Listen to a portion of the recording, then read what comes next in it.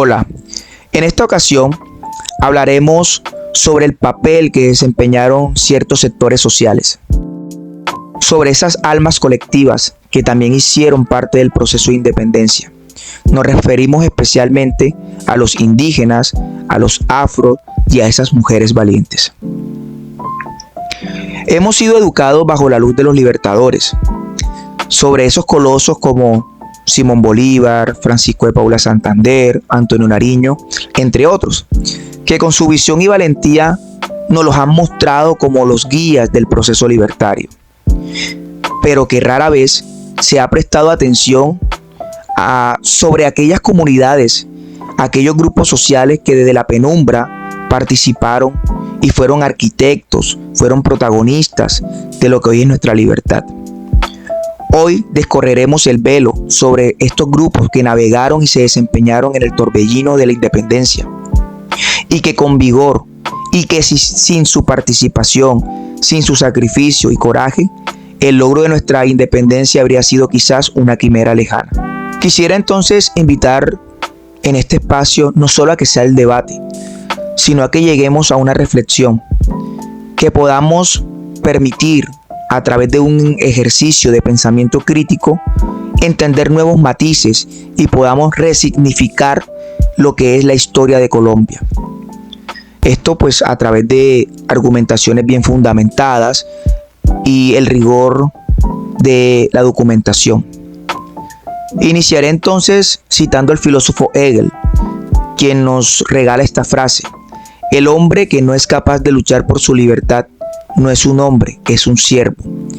Estas palabras a lo largo de nuestro viaje revelan su inmensa profundidad y la resonancia que tiene. Como preámbulo de nuestra historia, quisiera recordar que con la llegada de los europeos al Nuevo Mundo, se inicia un proceso de imposición de costumbres y de doctrinas hacia las poblaciones nativas. Recordemos que con el proceso de conquista hacia estas tierras se demandaba imperiosamente mano de obra, y quién mejor que los indígenas, grupos que conocían mejor sus tierras. Sin embargo, no estaban acostumbrados a las exigencias y a la metodología del trabajo europeo.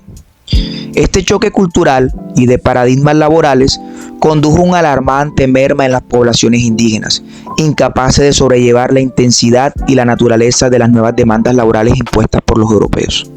Ante la crisis demográfica y productiva, los europeos comenzaron a ampliar sus horizontes, a buscar nuevas alternativas que condenarían a la historia de la humanidad por siempre, y esa fue la comercialización de esclavos. Ese comercio que empezó a nutrir o a desnutrir las almas arrancadas de todos los rincones del África.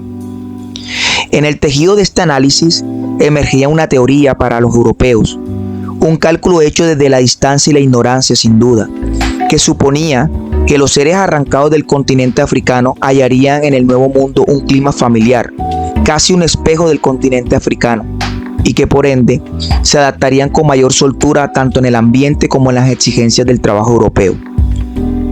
Así, hombres y mujeres que venían de África fueron compelidos a laborar en condiciones extremas, ya fueran en las producciones de minas o en el ardor de las plantaciones de caña o plátano, o quizás viviendo en las haciendas donde eran vistos y tratados como meros objetos, despojándolos de toda humanidad. Esta realidad cruda y deshumanizante encendería desde el primer momento ese anhelo de libertad en cada corazón de los esclavos africanos. La fuga no solo se convertía en un acto de resistencia, sino que era una necesidad por preservar aquello que le era propio y que las cadenas querían borrar. Ejemplo, su lingüística, sus ricas tradiciones culturales y sus creencias religiosas. Ese deseo de mantener su esencia, de poder vivir en plenitud y de reafirmar su identidad en un mundo que no era de ellos, nos habla de esa lucha constante por la libertad, por ese derecho a ser, por ese derecho a existir con plenitud y por el respeto de la diversidad a sus expresiones humanas. Como señala la destacada historiadora Diana Uribe, una voz que sin duda es indispensable en la narrativa de nuestra historia. A ellos fueron los únicos que trajeron sin invitarlos. Nunca se les preguntó si querían venir por acá. Esto nos da una reflexión sobre una verdad incómoda pero fundamental. Los africanos no llegaron invitados, no vinieron por elección. Ellos fueron arrancados de sus tierras y una vez llegaron al Nuevo Mundo, le quitaron su voz, su destino y su voto. Entonces la semilla de la independencia germinó en el corazón de los esclavos africanos, incluso antes de que los criollos comenzaran a pensar en la independencia. Ya ellos lo hacían desde el primer momento que tocaba las tierras en el Nuevo Mundo.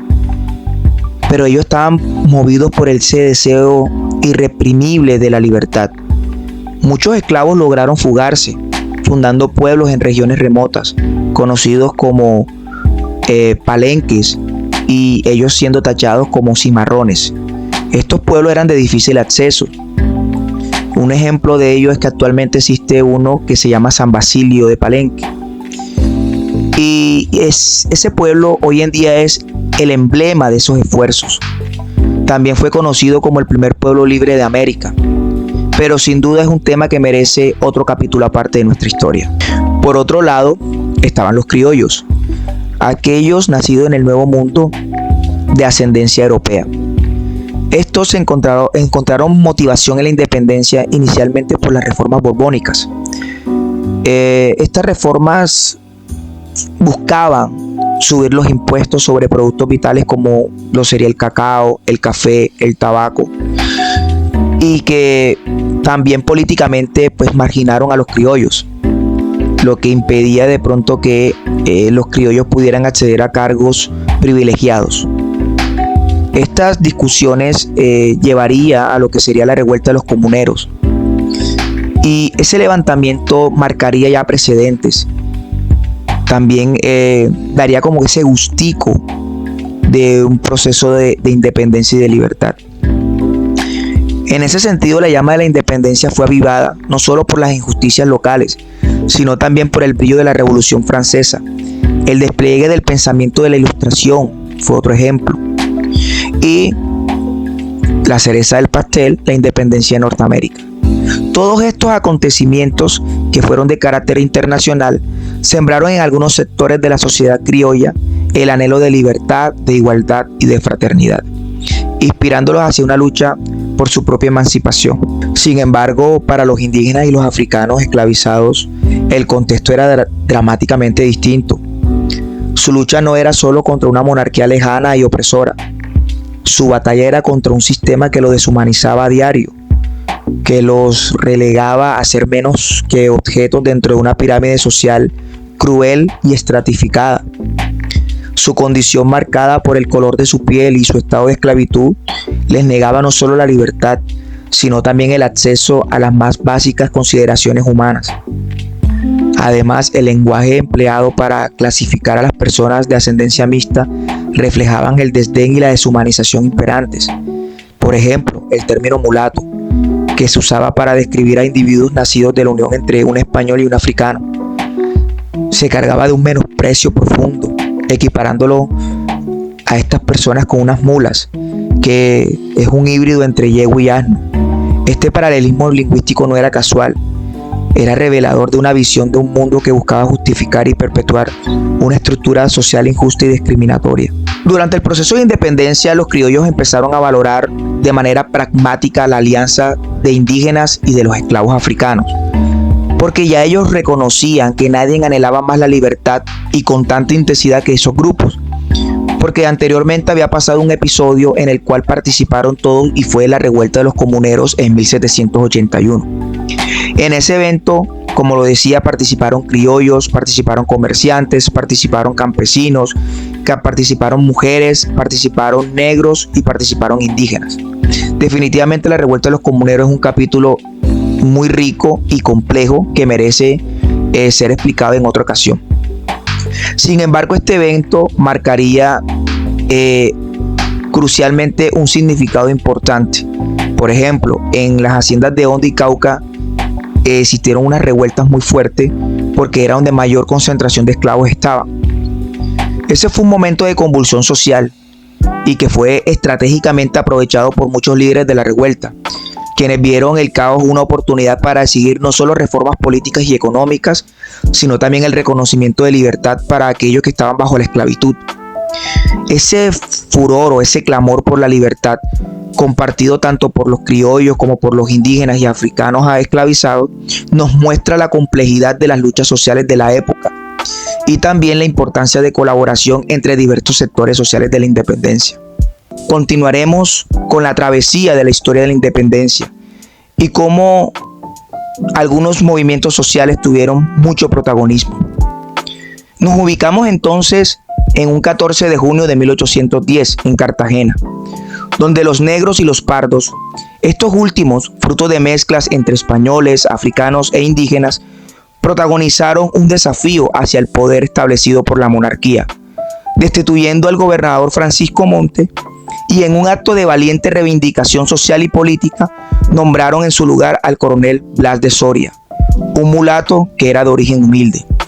Este episodio nos lleva hacia un periodo breve pero interesante significado de la autonomía en toda la colonia, que se extendió desde 1811 hasta 1815.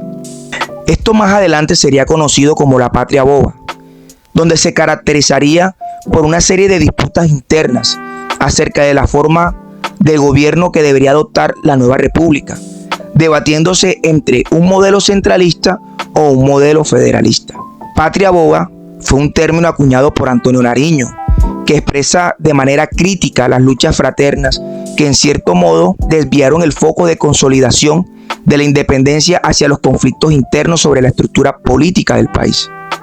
En esta etapa, rica en lecciones y reflexiones, es otra faceta de nuestra historia que merece ser explorada con profundidad en otra ocasión. En ese periodo crucial que hemos mencionado, fue gracias a la influencia conjunta de las poblaciones negras e indígenas, los habitantes de la colonia, que las élites de Cartagena se vieron impulsadas a declarar la independencia frente a la monarquía española.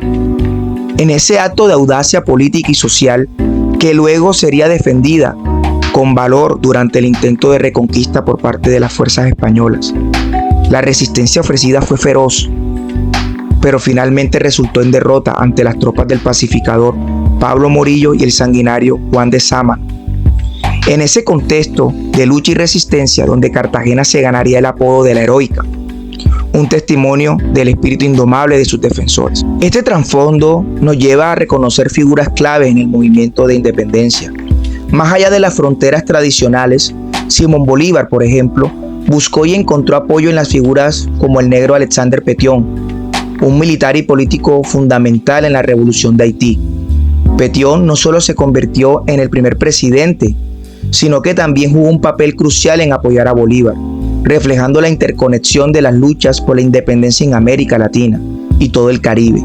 Haití se convertiría en la primera región en lograr la independencia de una potencia europea, demostrando la importancia de la solidaridad y el apoyo mutuo entre los movimientos de liberación en todo el continente. Cuando Simón Bolívar buscó el apoyo de Alexander Pétion, el líder haitiano accedió a proporcionar hombres y armas con una condición trascendental: que Bolívar se comprometiera a acabar la esclavitud en los territorios donde se lograra la libertad. Este requisito no solo evidencia la visión humanista y progresista de Pétion para la época, sino que también marca un punto de inflexión en el comportamiento ético de las campañas libertadoras. Las campañas de Bolívar y Santander efectivamente lograron avances significativos hacia la independencia, pero la promesa de abolir la esclavitud no se cumplió en su totalidad. Las razones de estas fallas son complejas y profundamente arraigadas en las actitudes sociales y económicas de la época. En primer lugar, la élite criolla veía con recelo la independencia de Haití, la cual había sido liderada y alcanzada por personas negras. El temor a que un evento similar ocurriera en la Nueva Granada generaba una resistencia considerable hacia la idea de la emancipación de los esclavos. En segundo lugar, muchos de los criollos que apoyaban la independencia poseían un gran número de esclavos, quienes constituían la principal fuerza laboral, y por eso era una fuente vital de riqueza y poder económico. Para estos criollos, Renunciar a la esclavitud significaría alterar drásticamente el orden socioeconómico en los cuales ellos estaban acostumbrados. Este dilema entre ideales de libertad y justicia y las realidades económicas y sociales de la época refleja una de las contradicciones más profundas del proceso de independencia, evidenciando la complejidad de los movimientos libertadores y los desafíos inherentes de la transformación social. La historia de la independencia está salpicada de heroísmo, pero también de traiciones y desencantos, especialmente para aquellos que son de ascendencia africana e indígena, que lucharon por la causa. Es tristemente irónico que, tras contribuir decisivamente a la lucha por la libertad, muchos fueron luego marginados o directamente traicionados por la misma causa a la que se habían dedicado. Manuel Carlos Piar Gómez es un ejemplo emblemático de esta amarga verdad. Como militar de ascendencia africana que alcanzó rangos importantes y contribuyó significativamente a la independencia, su historia toma un giro trágico cuando es acusado de conspiración contra Bolívar y finalmente fue fusilado en 1817. Este acto no solo marcó el fin de un valiente combatiente por la libertad, sino que también simbolizó la complejidad y las contradicciones internas que caracterizaron el proceso de independencia. Otro caso lamentable es el del almirante José Prudencio Padilla, quien, siendo un héroe de batallas cruciales como la de Maracaibo, se vio implicado injustamente en sucesos de la noche septembrina. Durante este evento, un grupo de civiles y soldados, liderados por Pedro Carujo, asaltaron el Palacio Presidencial en un intento de capturar o incluso asesinar a Bolívar. A pesar de su lealtad y sus contribuciones a la causa de independencia, Padilla fue arrastrado a las consecuencias de esta conspiración, lo que refleja la volatilidad y las sospechas que imperaban en aquellos tiempos tumultuosos. Estos casos ponen de relieve las contradicciones y las complejidades de la lucha por la independencia, donde las promesas de igualdad y libertad a menudo chocaban con realidades de discriminación y desconfianza. La historia de la independencia es rica y multifacética, y es crucial recordar tanto sus triunfos como sus tragedias para comprender plenamente el legado de estos tiempos difíciles. En la noche del intento de asesinato contra Bolívar, conocida como la Noche Septembrina, ilustra vividamente el papel crucial que jugó Manuela Sáenz en la historia de la independencia. Al advertir del peligro, despertó a Bolívar y, demostrando tanto ingenio como valentía, lo convenció de escapar por la ventana, salvándole la vida. A la mañana siguiente, Bolívar, junto con sus hombres, comienzan a indagar sobre quiénes fueron los actores intelectuales. Y en un hecho trágico, se implican injustamente a José Prudencio Padilla, quien terminaría fusilado en 1822. Mientras que Santander, otro prócer de la libertad y sospechoso también de ser autor intelectual, solo fue castigado con el destierro. Estos acontecimientos evidencian el temor de las élites hacia el ascenso social de las comunidades negras y su potencial para alcanzar la libertad y estatus importantes. A pesar de los esfuerzos iniciales del Ejército Libertador por reclutar voluntarios entre las poblaciones negras e indígenas, la falta de respuesta llevó a una práctica contradictoria de los ideales que tanto hablaban: el reclutamiento forzoso. Se reclutaron aproximadamente 5.000 esclavos de regiones como el Cauca, Antioquia y Chocó, quienes fueron obligados a luchar por una libertad que no se les garantizaba, mientras sus amos recibían una compensación económica.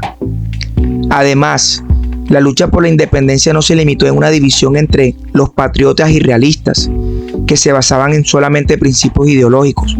Muchos esclavos lucharon bajo el bando realista, no por convicción, sino porque estaban subordinados a criollos y españoles, que eran leales a la monarquía española. Este panorama refleja la complejidad de las alianzas y las lealtades durante la Guerra de Independencia, mostrando cómo las dinámicas de poder y las estructuras sociales existen y influían en las decisiones y en las acciones que involucraban a los esclavos. A menudo el detrimento de los principios de la libertad e igualdad que tanto se buscaba alcanzar. Las contiendas de la Guerra de Independencia, como la emblemática Batalla de Carabobo, evidencian la complejidad de los compromisos y las promesas hechas hacia las poblaciones negras e indígenas. Estos conflictos, tanto negros como indígenas, fueron reclutados, a veces bajo coacción, para luchar en ambos bandos. Algunos combatían con un claro entendimiento de las causas por las que luchaban. motivados por promesas de libertad y justicia. Por ejemplo, Bolívar había prometido la abolición de la esclavitud para aquellos que se unieran a su causa, mientras que del lado realista se les ofrecía la libertad, argumentando que los verdaderos opresores eran los criollos. Estas batallas de promesas subrayan la instrumentalización de estas comunidades en el conflicto, destacando la importancia estratégica que se les otorgaba en la lucha por el poder y la independencia. La competencia por reclutar indígenas y negros no solo se refleja en la relevancia de estos grupos por su éxito militar, sino también la ironía de luchar por la libertad bajo coacción o mediante promesas condicionales. A pesar de las promesas de emancipación, la realidad demostró que en muchos casos ser menos favorable, reflejando las complejidades y contradicciones de un proceso de independencia, marcado por ideales de libertad que no siempre se traducían en igualdad y justicia para todos. En este contexto se va agravando por los actos de represión como los cometidos por el pacificador Pablo Morillo, quien ordenó la ejecución de 39 negros que defendieron a Cartagena, una ciudad que durante su breve periodo de independencia entre 1811 y 1815 fue defendida con vehemencia por sus comunidades negras y pardas en la reconquista española. Estos hechos, aunque a menudo olvidados o relegados en la narrativa histórica tradicional, subrayan la contribución y el sacrificio de esas comunidades afrodescendientes e indígenas en la lucha por la libertad y la independencia de las naciones latinoamericanas, recordándonos la necesidad de reconocer y honrar todas las voces y manos que forjaron el destino de nuestras naciones. Los relatos de resistencia y la lucha por la libertad son ricos en hombres y hazañas, y a menudo son eclipsados por las narrativas más conocidas por la independencia. Tomás Pérez, por ejemplo, lideró un pelotón de negros y marrones en el Atrato. Miguel Buché y Miguel Montalvo fueron fusilados en Santa Fe junto a Caldas en 1816. Los valientes defensores del fuerte de Remolino en Murrí y aquellos que realizaron las hazañas casi míticas de transportar el navío inglés Rosa de los Andes a través de las montañas de Del Pita en el Pacífico hasta el Atrato en el Atlántico. Son testimonios de coraje y que la determinación se caracteriza en los pueblos afrodescendientes y en las comunidades indígenas en la lucha por la independencia. Estas historias subrayan un aspecto crucial. Más allá de la libertad por una nación libre bajo el liderazgo criollo, existió una profunda aspiración a la libertad entre los negros e indígenas, heredada desde el movimiento de su captura y esclavitud. Estas aspiraciones no se limitó a un anhelo abstracto, sino que se manifestó en actos concretos de resistencia, de rebelión y contribución significativa en el proceso independentista, demostrando que, aunque la visión de la independencia fue dirigida principalmente por criollos, con visiones eurocentristas de un gobierno y una sociedad, el papel de las comunidades afrodescendientes e indígenas fue fundamental, no solo para la consecución de la independencia, sino para la formación del carácter de las nuevas repúblicas. La independencia de las naciones latinoamericanas, por tanto, no se entiende plenamente sin reconocer la complejidad de sus actores y la diversidad de sus aspiraciones. Los negros e indígenas, portadores de un espíritu libertario que se gestó desde la violencia de su sustracción de África y de la resistencia milenaria de los pueblos originarios, desempeñaron un papel crucial en la creación y definición de las repúblicas que emergieron de la lucha por la independencia. Su legado no es un recordatorio poderoso de la multiplicidad de voces y manos que forjaron el destino de nuestra nación. Hoy en día, las secuelas de la lucha por la libertad se reflejan en las condiciones de vida de muchos afrodescendientes y comunidades indígenas en Colombia. A pesar de que las cadenas físicas de la esclavitud han sido eliminadas, estas comunidades continúan enfrentándose a formas modernas de opresión. La pobreza, la miseria y un abandono sistemático por parte del Estado. La corrupción y la violencia, perpetuadas por grupos armados ilegales y que más que el narcotráfico, han dejado cicatrices profundas en el país, afectando desproporcionadamente a estas poblaciones. Estas comunidades han contribuido de manera fundamental a la construcción de la identidad nacional colombiana y a la riqueza cultural del país. Sin embargo, regiones como el Chocó, ciertas áreas de Antioquia y parte del Caribe colombiano, donde hay una significativa concentración de población afrodescendiente, hoy se encuentran sumisas y sumidas en condiciones de pobreza extrema. Esta realidad plantea preguntas críticas sobre el reconocimiento y la valoración de la importancia histórica y cultural de nuestros grupos étnicos. La Constitución de Colombia proclama el reconocimiento y el respeto hacia la diversidad cultural y étnica del país. Pero surgen las siguientes interrogantes. ¿Se están tomando acciones concretas que reflejan estos principios? ¿Estamos como nación haciendo lo suficiente para honrar, proteger y promover los derechos y el bienestar de estas comunidades, asegurando que su contribución al tejido social y cultural sea debidamente reconocida y valorada? Estas preguntas nos invitan a reflexionar sobre nuestra responsabilidad colectiva de construir una sociedad más inclusiva, más justa y más equitativa, que no solo reconozca la diversidad como un valor fundamental, sino que también actúe activamente para corregir las desigualdades históricas y contemporáneas.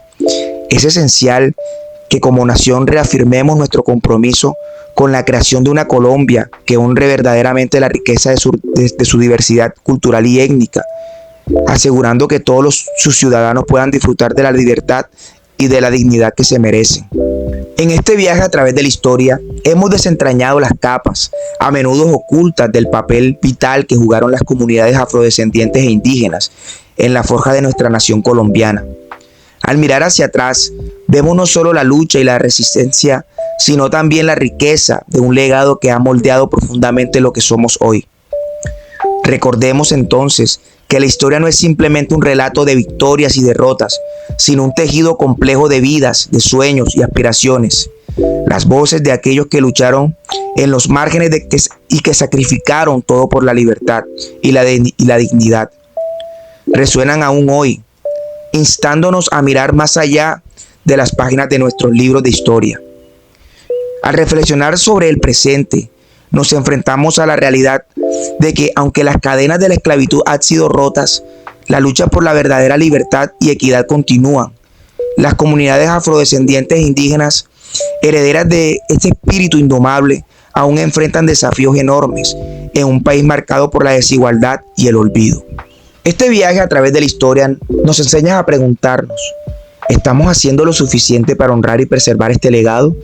¿Estamos construyendo una Colombia que reconozca verdaderamente la riqueza y la diversidad de todas sus voces?